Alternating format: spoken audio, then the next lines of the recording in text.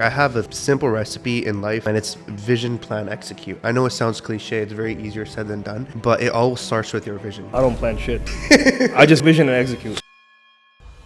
When I did wudu for the water, it tastes like ruabza, it tastes like rose water. I'm not kidding when I say this. You know how they say tahajjud is, they say the arrow doesn't miss the target? I called my brother up, I said, we're gonna get the best possible result, watch, which we did.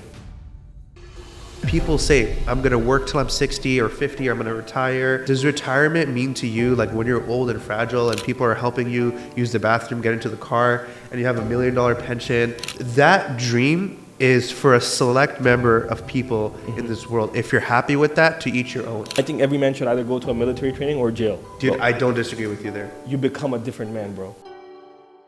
Hey everybody, Ahmed Kamran here, founder and CEO of Eagle Star Enterprise. Today on the Punches and Prayers podcast with my good friend Munib over here. We're going to be discussing everything from real estate to empowering men and the youth and the younger generation and how people can get to where they want to be in life. If you want to learn more about my business and what I do to help families retire and live passively anywhere across the world, feel free to contact me through my Instagram handle or my website below. Thank you and have a wonderful day ahead. Welcome to another episode of the Punches and Prayers podcast.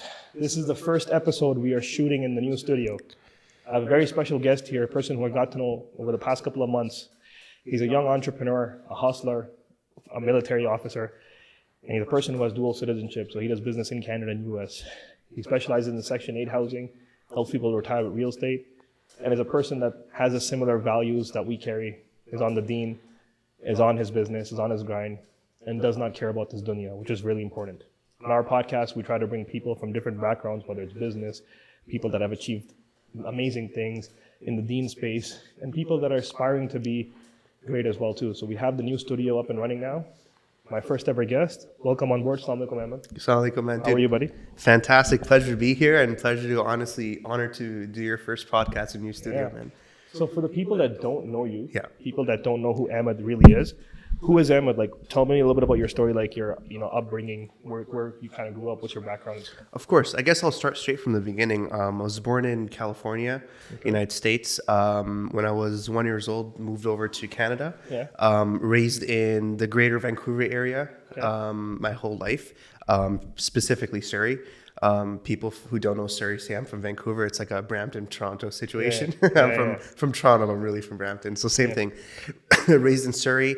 And then my journey really started with the entrepreneurial side in high school.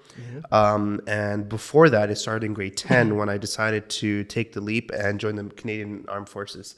That decision, basically, people ask me all the time, like, what made you really want to join? And I'm like, I just wanted to do something that actually meant value, something that can build me up, And then I took the leap of faith. My parents were super supportive. I joined the military, completed all my basic training in high school, all the same stuff you see in the movies with basic military training, just a little less exaggerated. And then I was fortunate enough to start my first nonprofit company in high school as well, which was geared towards helping youth, empowering them in a way that they can create their after-school clubs. One of the most successful clubs we had was like feeding homeless and less fortunate in the east side of Vancouver on like a bi-weekly basis. So that was my first foot in the water when it came to running a business and a company and how basically to talk to entrepreneurs, talk to local business leaders and politicians, right? Right after that, and when I graduated high school, I realized that the city that I was staying in, I couldn't grow in that city. I saw a lot of people just staying where they're at even 5 years into their life, right? And I'm like, I don't want to be that person, I love my mom and dad. I love to stay with them. But at the end of the day, it's not going to help me grow, 100%. So after that, I moved out to Vernon, Kelowna area. I know where that is, yeah. And what's it called? Yeah, it's like the California of Canada, I tell people. A lot of crackheads. Oh, yeah. Crackheads everywhere. Crackheads everywhere, bro. Beautiful place, though. Yeah. And was fortunate enough to buy my first property, was going to develop it, become the whole real estate person in Canada, and then had a switch of heart and realized that I can pour all this money into this one dream, or I can take it over to America where I can buy multiple homes and then basically scale at large from there. And that was kind of the birth of my company, Eagle Star Enterprise. And how long has it been now? Since you've been doing your company? Since I've been in my company, over 3 years now. Over years, mashallah. Yeah. That's good. So you said a lot of different things. my first question to you is, why leave California to come to Canada? What was the rationale behind your parents thinking of that? The main rationale was they wanted us to grow up in an environment that was more safe for us, that was more like culturally and like religiously safer for us to grow up in, you know? In California at the time, like my parents went there in the late 90s. So they saw the whole, you know, hip hop scene, all that stuff, right? So in Canada, they want us to go to like Muslim school, learn our Islamic values, and just grow up in a different environment of what they saw, you know? So that was a huge reason that my mom wanted us to move and raise up in Canada. And I guess it worked out really well because like I was raised in a very cultured environment. The community in Surrey, BC is very close knit. So I guess it worked out. But definitely it's like California and Surrey, BC. It's like, what were you guys thinking? Yeah, it's insane, bro. So how often do you go to the States now between your businesses? Yeah, for me, I do quarterly visits to the States, but recently it's been on an as-needed basis as well. If I'm required to be there, if there's like a networking event happening, something's happening, deals happening, I go there. Right now, I'm located in Ottawa, Canada, so me going over to Cleveland, it's no big deal at all. It's just like a couple hours flight away. Yeah.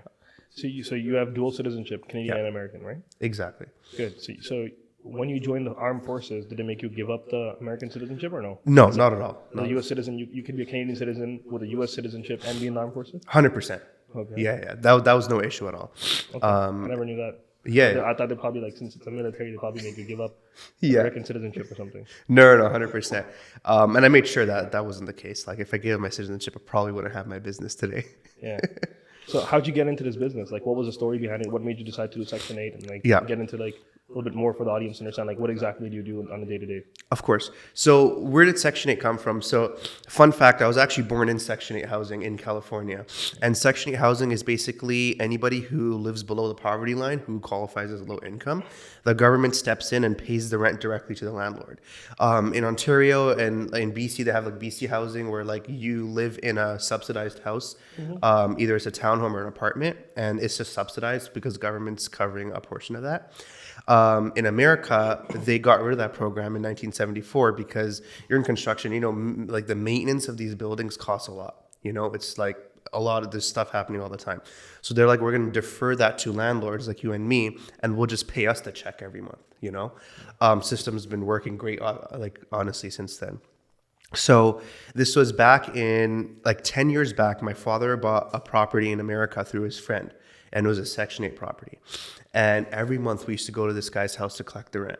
And back when 2020 happened, everyone was laid off. My dad was out of work. My mom was out of work. Everybody. We still went to his house to collect the rent. And that's when I asked him, like, Dad, dude, what the hell is this? We're going every month. Like, can you explain to me what's the situation?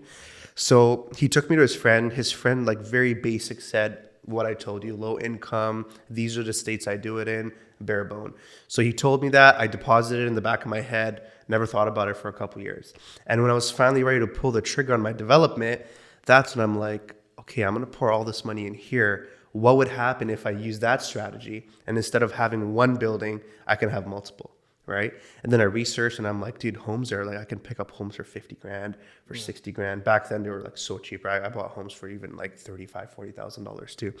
So that's when I'm like, yeah, we got to switch strategies and basically buy the most amount of properties with the least amount of money. Yeah. Amazing, bro. So you're doing a lot at 22, bro. Like, what's your advice for some of these youngins out there that are watching, that are lost and that still haven't, you know, done anything or are trying? What's your advice? Like, what's the mindset that you need to have in order to go forward and do something? 100%. For me, like I have a simple recipe in life, and I've applied it to everything what I needed to do since I was a kid. And it's vision, plan, execute. I know it sounds cliche. It's very easier said than done, but it all starts with your vision, you know, and you can attest to this too with building this and all your businesses too. You have to have the vision of seeing yourself doing this, right? So the vision needs to be right because it's inspired by something, and it's something about who you are, what your values are, and what you were taught and how you were raised, right? So vision out what you want your business to be, your life to be. Even if you want a career, people shit on career nowadays. It's not, if you want to be a doctor, go be a doctor, right? Have that vision though. And then the second most important thing is plan, right? So have a feasible, tangible, realistic plan I'm 16 years old. When I'm 17, I have to do this because once I cross this milestone, then I can jump onto this when I'm 18. So plan out every second. And my biggest advice for planning it out is write it down. You know, even in our religion, there's a lot of value in writing stuff down. You know, they say when you're doing business transactions, even with your family, write it down. You know, everything is written down to our Holy Scripture. So write down your plan. And then the most important part, which I believe people miss out, and that's why a lot of people have failed dreams in life, is execute. So execute. You don't have to have a bulletproof plan. Just as long as you take the first step, you might fall in the water, but you'll know what made you fall in the water, you know?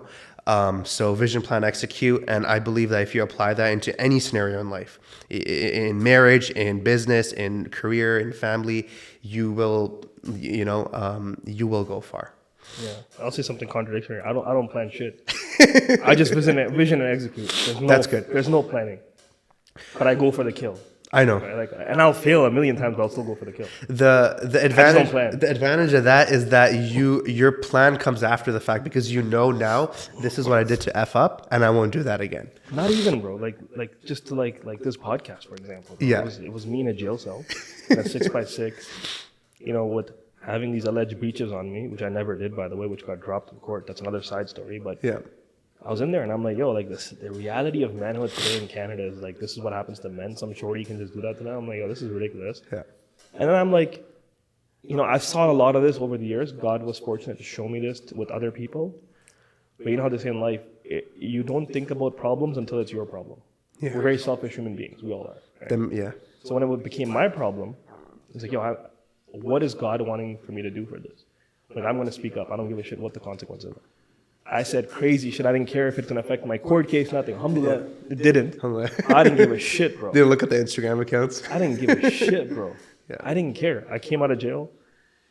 I came home. I called my two buddies. You are going through divorce. You are going through depression. I understand you. I've been there. This is why I've put together a book that guides you through every single thing you need to know from my experiences and other men's experiences living in the West for the past 2 years. This book will absolutely help you through every single process, whether it's courts, custody, dealing with fake charges. It's absolutely free, guys. I've put this together for you. You don't have to wait anymore. No one's coming to save you, so take action. By the way, this studio was in a different studio before, you know that, right? Like, Yeah. It was a different studio in a different house. So it was, Of course. So it was in the basement, and I'm just like, yo, tomorrow I need you guys not to work at this customer's house. We'll send those guys. I need you guys to work at this basement. Like, what are we doing? I'm like, building a podcast studio in a gym. They're like, you've never done that before. I'm like, yeah, but we'll do it today. Yeah.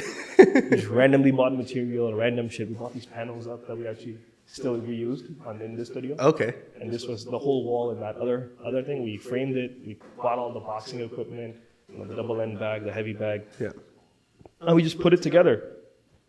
And then we built it in 2 days. We got these lights up, you know, these floodlights. But we didn't know anything about production. I didn't know anything about cameras, bro. I didn't know nothing. Yeah. Started making phone calls, asking people what they know. Started watching hours and hours of YouTube, bro. At night, like 4 a.m. in the morning, right? At Tahajjud time, Fajr time. Hours and hours. I don't know how many hours I watched it for like a month and a half straight, right? Yeah. Before I launched it. So I just watched videos to learn. Because I don't know shit about cameras. I don't know shit about editing. I don't know shit about anything. Of course. Right?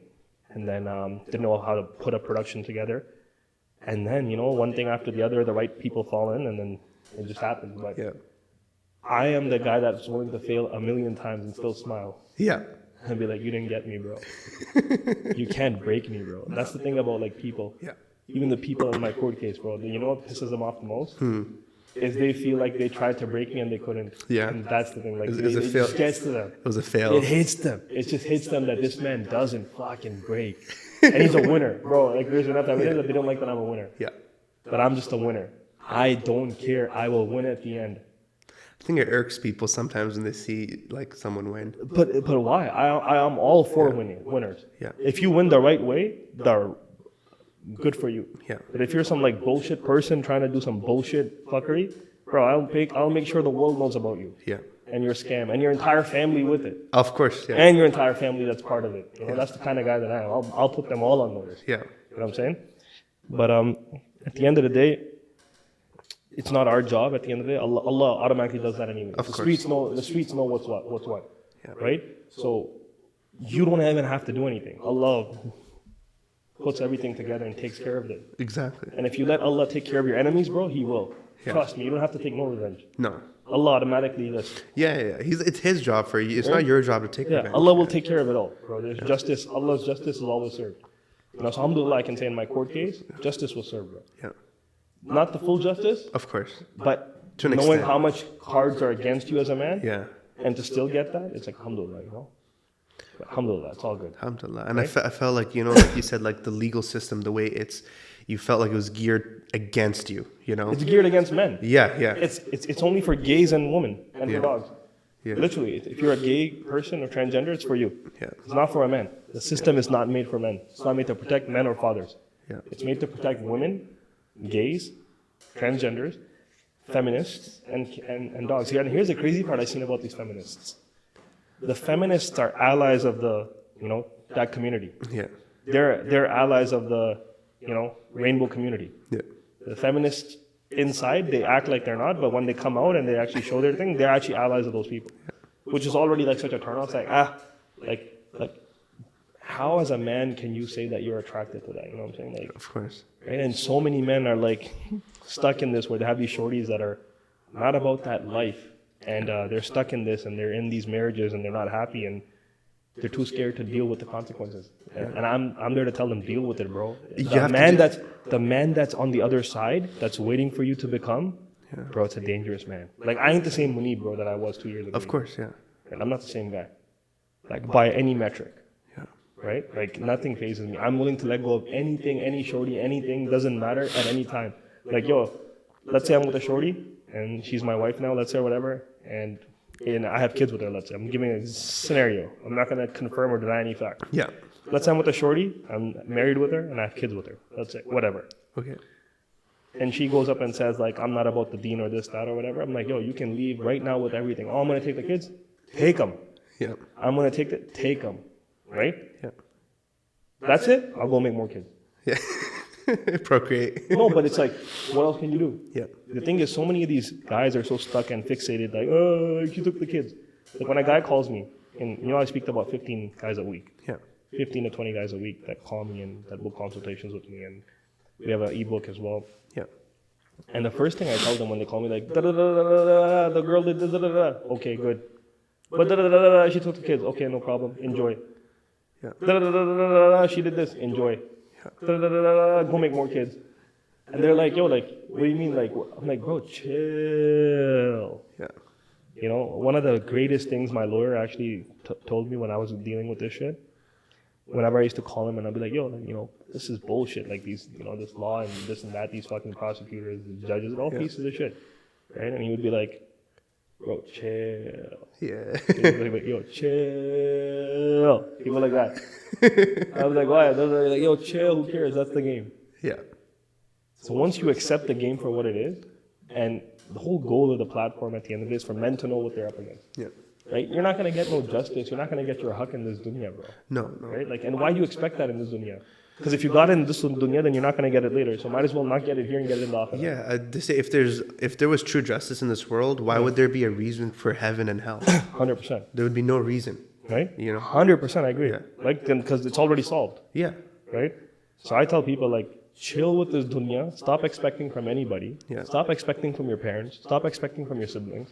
Stop expecting from your shorty. Right? That's the last person you gotta expect from. But they've been programmed in this, like, in the name of the nuclear home or in the name of some BS term. You know what I'm saying? Yeah. In the name of demasculating yourself and pandering and cutting your balls off. Yeah. In the name of that, they've given up manhood. And manhood was for sale, right? And I always say, like, it's funny how the world, females waited for us to fight the saber-toothed tigers, for us to fight the dinosaurs if we were alive at that time, for us to fight all the beasts and whatever. And then we did World War II. Yeah. 70 million men died in World War II. Yeah. They waited for Empire State Building to be put up. They waited for New York to be built. They waited for Manhattan to be built. They waited for the world to mobilize, for airplanes to travel from one city to the next. They waited for the Burj Khalifa to go up, only to say now we can pull up in a skirt and put Mia Khalifa on top. Yeah. That's the reality. Bro, they waited for men to do all that. Yeah. They weren't saying this 50, 60 years ago, bro. They weren't saying, like, yeah, like, I want to go and be this, feminist or this, that. Nah. Yeah. They waited to let their, how do I say it, their Dajjaliyat come out, you know what I'm saying? Yeah. And now they talk about this shit. right? And my thing with all these guys that are, like the other day, some guy asked me. He's like, "What would it take for you to live with a woman again?" Right? It's a question that last night I was asked. I'm like, bro, if I find like a 21-year-old or 22-year-old with no baggage, number one, she's on her Deen. She actually knows her role. She says, I'm a wife, I'm gonna stay at home. She doesn't have Instagram, no Facebook, none of this shit. It's like, I look at you as my husband, which is like, Allah said to the woman that if I was to tell you to worship anybody other than me, it would be your husband. Yeah. No man is getting worshipped. Let's just be clear. Today's day and age, no man's getting that hug. No. But for me to move with a woman, she has to be like that. Yeah. Where it's like, when I say jump, how high, she tells me how high, right? So it's like, otherwise, I'm going to play the game the way it is. Yeah. It's very hard to find that. We're talking like... No, but then what's the point of wifing them? Yeah. So my question is, what's the point of moving in with them when you can't be on the same wavelength? Right? So this is how you get demasculinized. This is how men go from being a man to becoming an uncle, to becoming a guy that's just like, Yeah. It starts like that because they never actually got their rights. So for me, publicly, I don't care. This is the thing that the guys ask me, like, what would it take? I'm like, well, a woman who knows her place, who doesn't argue, who doesn't talk back, who knows what respecting a man is, who knows that, hey, she knows her place, when to talk, she's not insecure, she's not this woman that's like, always like questioning or this or that. If the bills are paid, like, who are you to question, right? Doubting.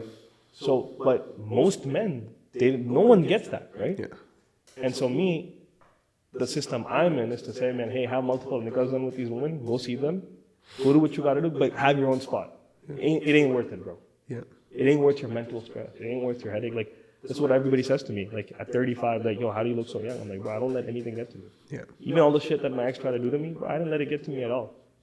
Like, that's it. Ooh, exactly. Ooh. And stress ages you. It physically has a huge toll on you. I don't care. Two dams. Yeah. Bro, I'm telling you publicly, you could try anything to break me. I cannot be broken. 100%. You can't break me.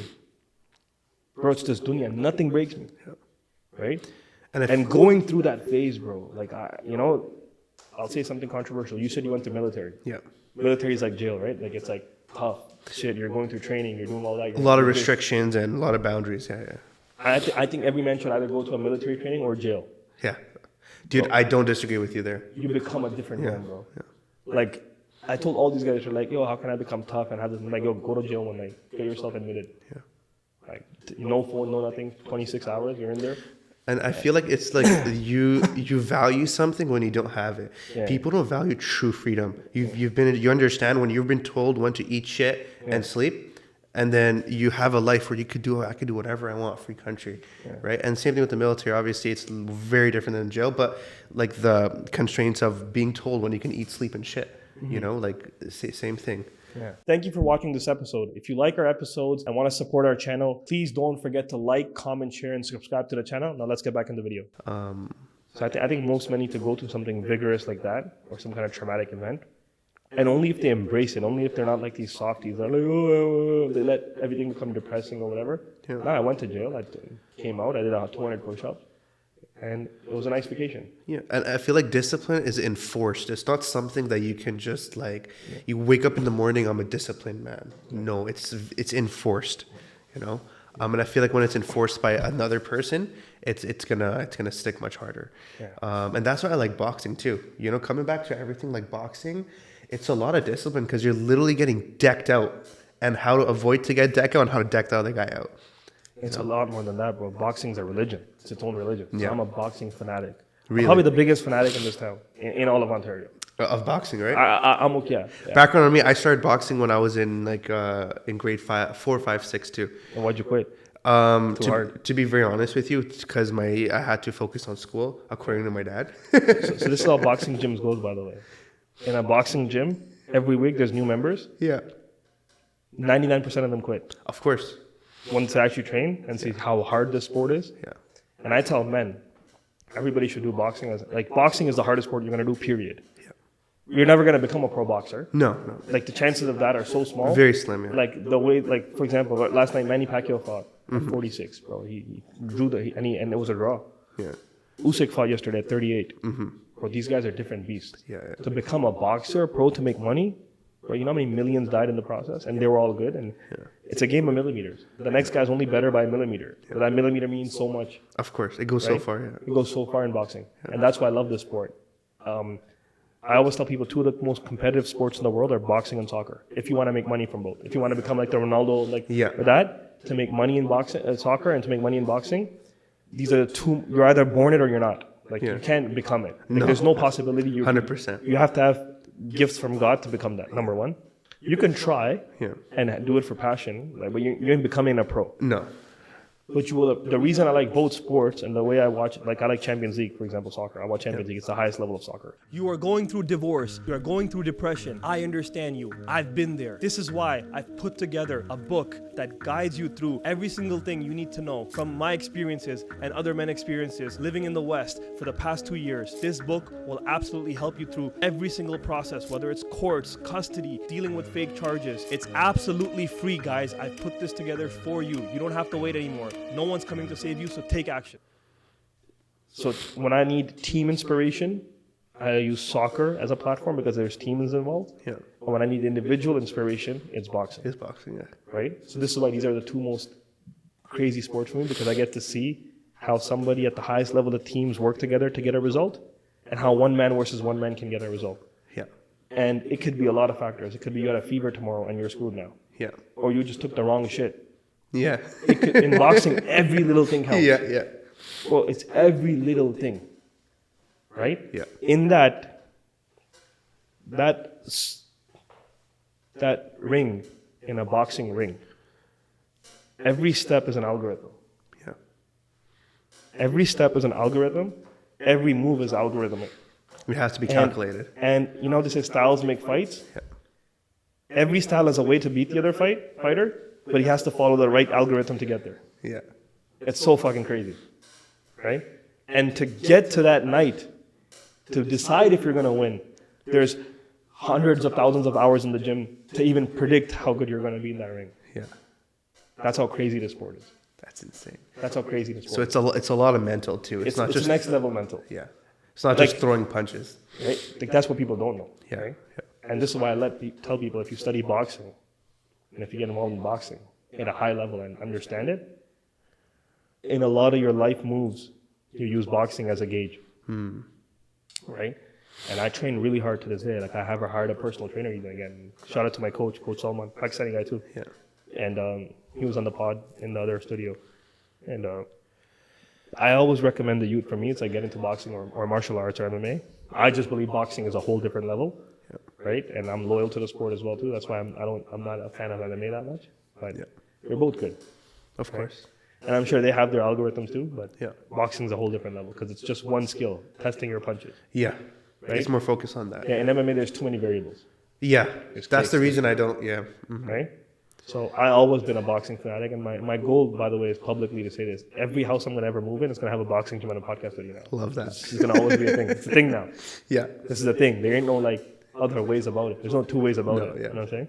It's like this is a life now. Of course. Right? And I feel like, when people say like playing chess is going to help you in life, like this is the real life chess. Yeah. And mental and physically, you're not going to get punched in the face and the nose. 100%. playing Because the chess. consequences. No, you lose. You lose. Yeah. You understand. If This is like, bro, you're getting hit. You're taking licks from this. Yeah. Right? Yeah. So it's a lot of pain. We do a lot of sparring too. Like we got, if you look up there, like I got the headgear, like all the gear. Of there. course, yeah, And yeah. so we do a lot of different levels of training. But this is just one of the places I train at. I train at a boxing gym as well too, at 161.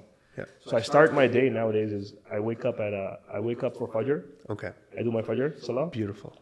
This thing I'm still lacking is I'm not going to the mosque. It's 20 minutes away. I shouldn't make an excuse. It's not that far. But I should be able to go to the mosque. That's the next goal. But so far I've been doing Fajr for 2 years. I don't miss it. And then my boxing trainer comes here, or I go to the boxing gym in downtown Toronto, and we start my day with boxing. And I go to the Really? sauna or whatever and chill. Yeah. Wow. Yeah. So That is like, very damn, that mindset. At is- 35, I'm doing it like that. Yeah. Yeah. So that's the goal, is to keep it like this as long as it can. Yeah. And it's amazing. It keeps me sharp. It keeps me alert. Whenever there's a problem, I'm able to go whoop, whoop, right? I'm able to dodge the thing, tap it, focus on that. And they say you should work out first thing in the morning. Yeah. It's good for your blood circulation, your mindset. Like you're going to be more aware and alert the whole day too. Yeah. So how's your schedule right now in Ottawa? My schedule, it's pretty all over the place right now. I'm not when I'm working, it's like my schedule is nine. Like I come back, I wake up in the morning, go to work. During my lunch hour, replying to all my emails for the business. As soon as I'm off work around 3:00 ish, I'm hopping on the phone calls, Zoom calls. So basically, me doing my 9 to 5 and 5 to 9 at the same time. And I actually built my entire business while doing my 9 to 5 job as well. What's your 9 to 5 then? Military. Military. So you're still in the military every day. Yeah, every day. So you have to clock in every day still. Monday to Friday. What do you have to do there? Like, what do you But my job is people think in the military I shoot guns for a living. Like, yeah, they train us to do all that stuff. But I'm from a financial perspective. So budget management, expenditure management, everything financial administration. So you're on a salary with the military? Yeah. Yeah, and they pay handsomely? They pay based on your rank and your time in. So considering that I got in when I was 16 years old, I was very fortunate because I started getting that time in as soon as I was 16. So how many ranks are you in now? So right now I'm in the rank of Master Corporal. Okay, Master Corporal. Yeah, that's correct. So next one would be sergeant for me. Yeah, it's been the good thing about the military is they give you. So right now I have like 25 vacation days per year. So what I do is I use my vacation days and I go over to America. Anytime I need to check up on the business, they're very supportive of my business too. I just put in my leave pass. I'm gone. I just join it in with the weekend. And you're working from home for the military, or you clock into an office? I go into work. Yeah. Oh, you go to an office. Exactly. Yeah. Which office is that? Headquarters. So National Defense Headquarters. Oh, really? In Ottawa. Yeah. That's good. So that's like the Pentagon of Canada. Exactly. Yeah. In a way. And you have to go in uniform? Yeah, I wear uniform every day. Yeah. Oh shit. So I tell people, I'm like, it's Serious? basically like a regular office job, but I'm wearing my uniform and my boots every day to work. That's great. But no gun on or anything. No, dude, considering the not gun strapped laws in on or Canada. No. We have our training every year to be, to do our checkups on our shooting and all that stuff. I joke all the time. I get paid to shoot, I don't shoot to pay or pay to shoot. Yeah. So it's been great. With the military, I tell people it built me who I am today. It enforced that discipline in my life. It gave me the life skills that I needed that I would have never gotten working at a Starbucks or like a retail job. And is it in my vision long term? Definitely not with the business and all this stuff. But we'll see where it goes. And you have a pension with the military then? Yeah, they're going to have a pension set up for you, all that stuff. Their pension is basically for the amount of time in. It's always tit for tat, right? How much time you put in and then how much are you going to expect out of it, right? A lot of people, like they call them lifers, they're 25 years in the military. For me, it's not going to happen. I am definitely not planning on doing 25 years. Yeah, you don't want to look like them. No, 100% no. But like I said, I got amazing skills. I met a lot of amazing people. At the end of the day, I've seen the real work that they do to help Canadians out. I was in the domestic operation of when the floods happened in BC. So helping real people, real homes, keeping them safe. And I encourage people, if you don't know what you're going to do after high school, if you're not going to go to school, if you don't know what trades that you want to get in, then join the military. It's not like you're signing your life away, but people joke that you are. No, get the training, get the skills. See, it's the only opportunity that you're guaranteed a paycheck, right? Get those paychecks, and then nobody says you have to sign up for life, So I encourage everybody, there's a lot of stigma, there's a lot of that, but do what's best for you and your family, Nice. Yeah. So you have a base in Saudi too. Your parents live out there? Yeah. So the background on Saudi Arabia is last year, our parents sold our family home in Surrey, BC, and then I enabled them to retire, and now they're living in their dream city, dream country, Medina, Saudi Arabia, which is my dad's dream his whole life. Yeah. And that is basically my biggest case study for my business. And I tell people, especially you live in Toronto, you know this, you can't own a home that's under $1 million in this city. Who cares about even owning it? Personally, I'm like, why do you care about it? Exactly. So the mindset's corrupt. You said to me earlier, you said, this dunya, we are on a visitor visa. Why own a house on a visitor visa? Exactly. That's my home. This is a rental home. I still rent. 100%. No one's going to kick you out as long as you pay every month, you have an agreement. There is no shame in renting. In fact, tenants have more rights than landlords do anyway. Exactly. And that's why I don't do business in Canada. But yeah, the whole mentality was, I'm like, Dad, the stuff you're going to be able to do in your 50s, you can't do half that stuff when you're 60. And people say, I'm going to work till I'm 60 or 50, or I'm going to retire. Like, does retirement mean to you, like when you're old and fragile and people are helping you use the bathroom, get into the car, and you have $1 million pension, your house is paid off? That dream is for a select member of people in this world. If you're happy with that, to each your own. I'm not going to apply that in my life, and I don't think a lot of people want to apply that in their life. I don't want to live like nowadays. mom anyway. I don't want to be handicapped. No. Like, for example, my grandma's alive right now. She's 96, and she's dependent on my. And it's just like, it's a miserable way. Yeah. Like, I just want to go in peace, man. Like, let me Exactly. go. You know, like, I always prayed to Allah. I'm like, Ya Allah, never make me dependent on anybody. On anybody. Yeah. And my mom always makes that prayer too. I always say everyone. That. Yeah, that she says it for herself, like not make us even dependent on our children. Yeah. You know, for everything. And people get me wrong. They think retirement is you sleeping every day, waking up in the Bahamas with a pina colada in your hand. No, retirement is you're not required to show up to work on another person's time. You know, that you're not clocking in to make someone else happy, right? No, retirement is you're on your own time. You can run your own businesses. You run your own thing, you know, and not dependent on another person. Yeah, 100%, bro. So have you done your Hajj yet or no? No, not Hajj yet. Okay. I've done a lot of Umrahs though. Yeah. I've done my Hajj, yeah. Yeah, you mentioned that. That's I amazing. did it at 27, 26. Yeah, That's amazing. Yeah, it was an amazing time, bro. Dude, it's a blessing, especially nowadays. I want to get it out of the way. Especially nowadays when it costs like 20 grand plus. It cost 20 grand back then. I can imagine. Way what more it than that costs right now. now. I went to a VIP package. It was 20 grand when I Okay. went. From Canada, it was 20 grand. Really? Yeah. You didn't do the Pakistan route? No. So the same package in Pakistan was like 14 grand. Yeah. So one of my buddies from Canada went to Pakistan, but you're still getting a ticket to go to Pakistan, so it's like 2-3 grand. Yeah. I was like, I don't want to go there. I just want to get it done. I paid it, and yeah, man, Hajj was amazing. And that's the true investment in life. Yeah. You can't like it's like the return on that you're gonna see in the afterlife. Listen, I've done all the faraids. Yeah. I've completed half the Deen too, and even divorce. So Yeah. I'm good.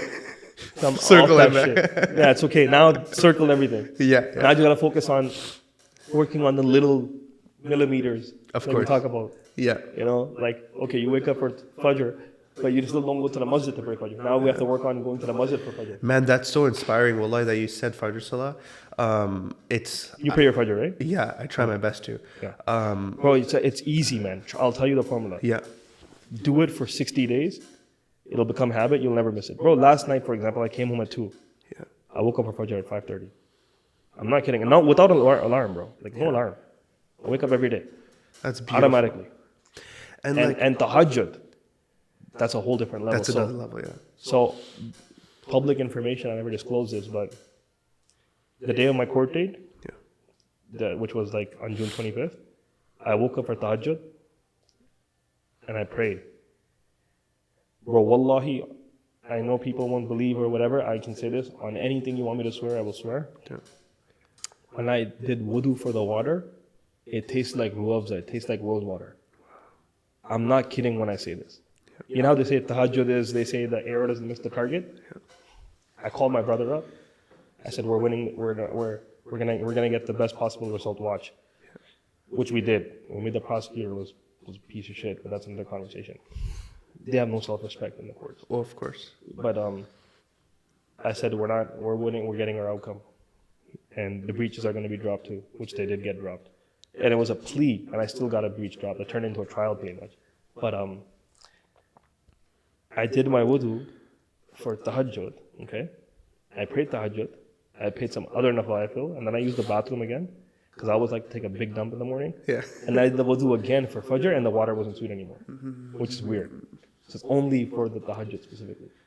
Sweet, bro. Sweet like literally like watermelon. I'm not kidding when I say this.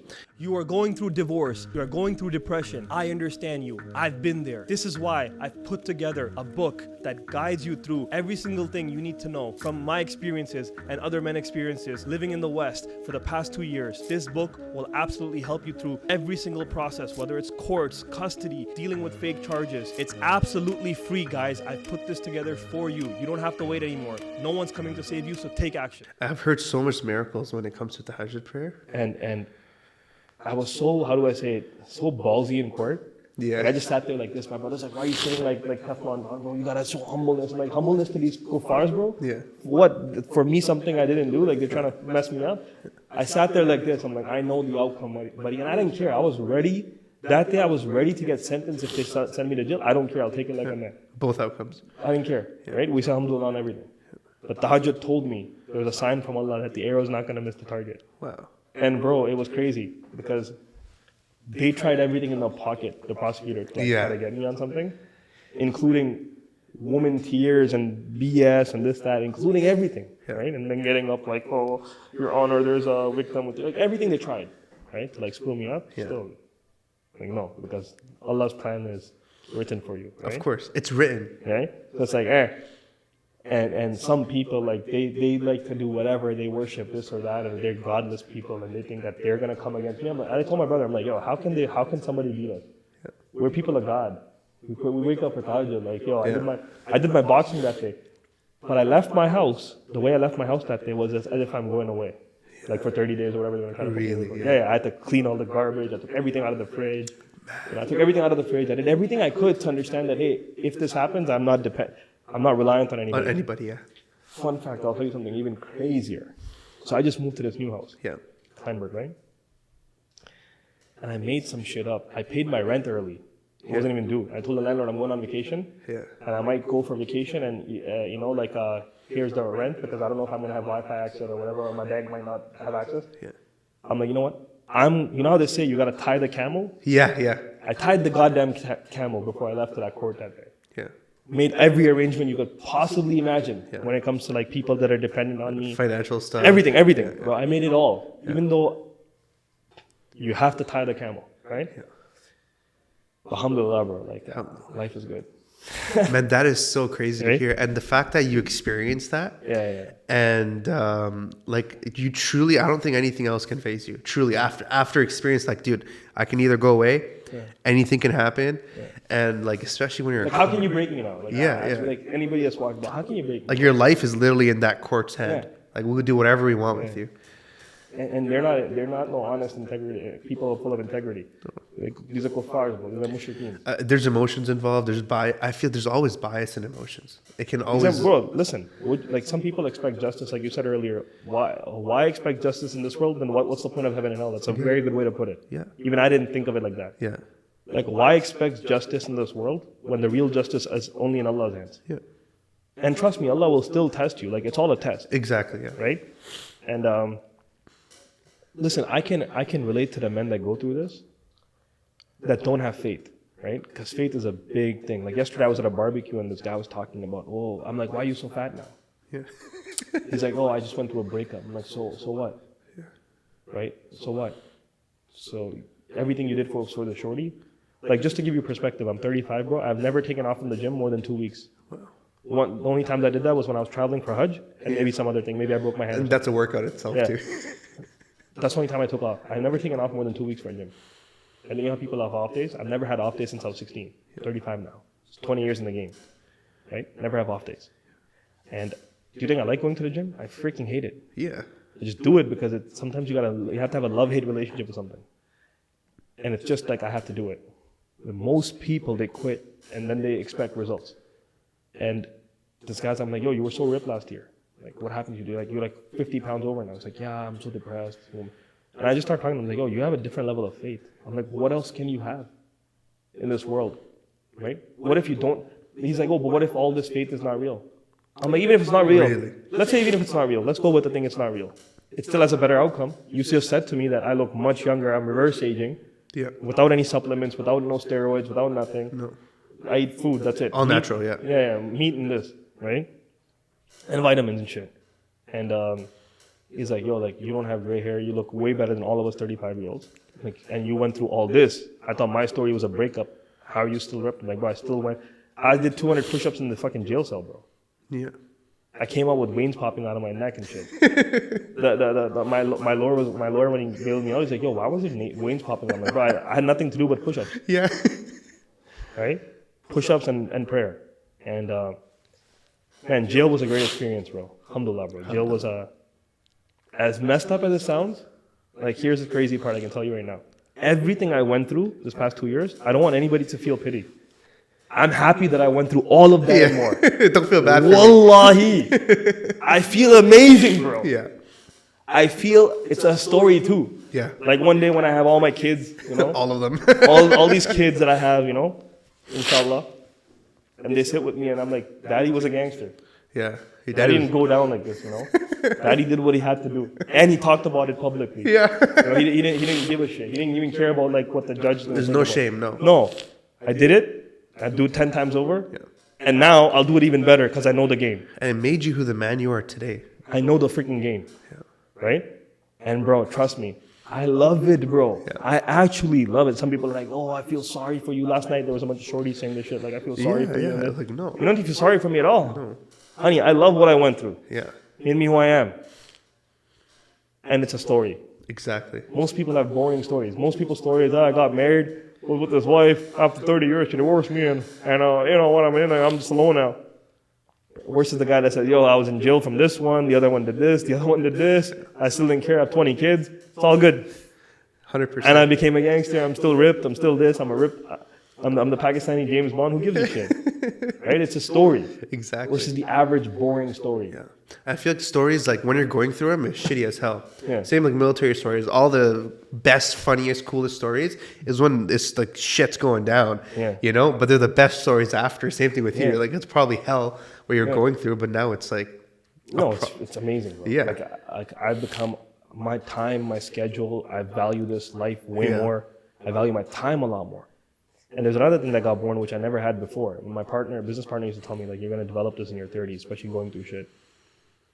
And your tolerance of bullshit went down so much. Like my tolerance of, like, whenever I see bullshit, I run away from it. Like, I don't want to even be around time. Anything that's a time-wasting activity, it's like, I don't want to be around it, bro. Yeah. Anybody that says, like, oh, we're just chilling, like, there's no chilling, bro. No. I hate that too. I hate it when someone's just chilling. Like very rare, seldomly do I chill, bro. Yeah. Are we talking about business? Yeah. Are we talking about like? Are we doing a podcast? Are we doing something? Or Yeah. or else, bro, I don't have time for this chilling. Of course. I'd rather go pray Salah in this time. I love that. Right? And it comes back to the thing what I was saying. I'm like, people don't value things when you don't have it, then you value it. I think time was the huge thing for you. For me, that was the biggest thing, time. You know, I'm like, people don't value their time, and then they're like, well, why do you do everything so young? If I'm not going to do it, there's 50,000 other people that are going to do it. And we all, you, me, Jeff Bezos, all these rich guys, we have the same thing in common, our same 24 hours. Yeah. So what's your advice for the men out there, man, that are watching, the youngins that are coming up? What advice would you tell them? Don't waste your time. Don't. There's a lot of what's it called, decision paralysis nowadays. You know, don't let that get confused or let other. And a lot of people, there's a lot of people nowadays that are giving advice that people listen to. And even with all due respect, sometimes maybe even your parents' advice is very limited. You know, like our parents, their mindset: go to university, become doctor, engineer, and you're successful. Is that really applicable in today's age? Probably not. Yeah. You know, the doctor one probably, but I know a lot of unemployed engineers, you know. So take advice from people who've been through that before. You know, if I'm going to go to jail, I'll come to you for advice, you know, because you've been there, done that type of stuff, right? Well, when I was in jail, I ordered shawarma for the whole block. I told all the cellmates, all the white guys, I'm like, yo, say that you're Muslim. They won't give you the McDonald's cheeseburger. So they had to bring shawarma on the rocks for the entire unit. No way. Wallah, bro, it's so amazing. They're like, yo, how do you know this? I'm like, bro, I'm Muslim. Like, they have to feed me halal food. Bro, they were bringing me warm shawarma on the Osmos on the rocks, bro. Oh my God. In jail, I had shawarma, bro. Dude, that is amazing. It's amazing. With a Coke. Ain't no water, bro. They bought Coke. No Coke to you. That's amazing. The guards like, yeah, we got you, don't worry. Yeah. And then everybody on the block was like, yo, shawarma 3 times a day. Wow. Yeah, on the rocks, bro. So it felt so good in jail. Bro, wallahi, when that shawarma came and out of that, you know when that prison door opens up, it's like where they put the food in? And imagine like instead of, you know when you see like when you see a prison movie, you see like a dry bread or like biscuit in the dollar, corner. Some kind of dollar or something. Yeah. Yeah. It was shawarma on the rocks. Oh my God. And it's probably the only thing you're looking forward to the whole day. Every bite, you felt it. The You know how freedom. normally when you're free and you're eating stuff, you don't value it? Yeah. Bro, inside that cell in that 6x6, bro, every chicken bite that I had, bro, it was like, it melted. It's like, damn. It wasn't even the nicest shawarma, it was Osmos. Yeah. But that Osmos felt better than anything that I've had before. Yeah. And the whole jail was celebrating, like, yo, this is Oh my sick. God. So I had shawarma every time I went in. And it was good, bro. I made a lot of... When I was in there was a police officer in for the same domestic bullshit in uniform. I'm like, yo, this is crazy. That's crazy. Everybody goes, bro, the guy that arrested me took me. He said he went through this shit. And he was like, he took my cuffs off. I have a video of it. I'll post it even in the thing. He is a Muslim guy. He's like, yo, I went through the same shit. He's like, listen, when we go in the cruiser, I'm going to take your cuffs off. I just want you to know it's all good. I know it's bullshit. Really? Yeah, he saw the evidence. Like, yo, this breaches. Like, this is bullshit. You got a court order. That's the crazy part. I'm gonna go after Gulf Police after it too.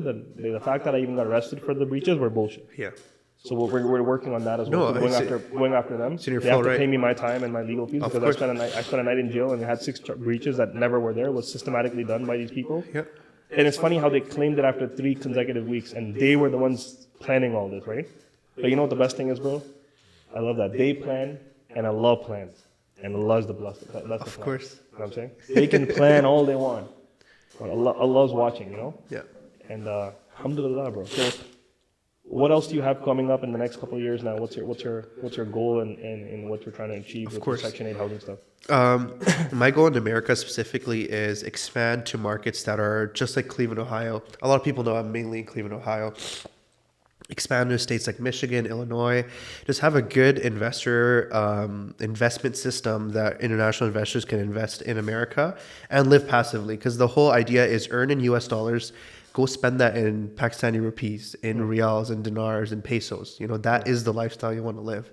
And then furthermore, on top of that we're going to be starting, inshallah, some projects in Saudi as well, in the real estate realm. And the offer I'm trying to build up is if you invest in Saudi through us, we're going to get you an investor visa. I know Saudi is notorious for, you know, the whole kafil iqama system that you're basically treated as a worker. Yeah. But with investor visa, you have the same rights as a Saudi citizen. You can work, go to school there. Your kids can go to school there. You can sponsor your parents, even if they're elderly, like 55 plus. And I know there's a lot of people in the Muslim community, their dream is to live in Saudi, close to Mecca and Medina. 100%. And if I can contribute into making that possible, I think that would be the golden opportunity for us. Well, I genuinely wish you nothing but the best in Thank you. achieving that. I appreciate you coming to our podcast. Dude. It was a blast. And yeah, with that being said, we're gonna cut this episode up. This is our first episode in this studio. We're gonna have a lot more guests that are lined up. We're gonna be shooting a lot of content. We have a course coming up. And with that being said, guys, I'll see you in the next episode. If you're a man in the West and you want to understand what a man's rights are in this world today and what you're going to potentially go through with a wife, with a shorty, with women, download my free ebook Day. The link is in the description below. I wrote this free ebook for you, Masculinity on Trial, Understanding the System That's Meant to Beat You. I wrote this book for you. Get it for free. There's an audiobook link as well.